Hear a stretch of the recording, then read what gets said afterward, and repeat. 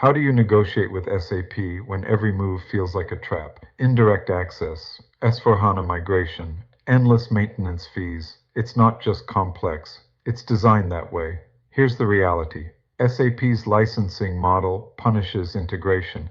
If a non-SAP system reads or writes data into SAP, they can call it indirect access and demand more licenses. That's why so many companies get hit with surprise bills they never saw coming. Before you sign anything, make indirect usage part of the contract. Define exactly what counts as access and what doesn't.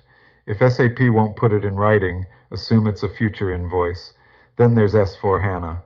SAP wants you to migrate now, but the timeline serves their quota, not your roadmap. Negotiate on your schedule. Push for bridging discounts or hybrid terms while you plan your move. SAP doesn't want to lose your maintenance revenue. Use that leverage.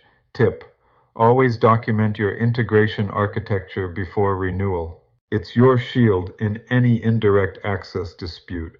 And if you're planning your S/4HANA migration, don't do it under SAP's fiscal pressure. Run your own timeline and make SAP earn every dollar of your business. If you're negotiating with SAP this year, now's the time to review your contract and eliminate indirect access risk before it turns into a multi-million-dollar surprise.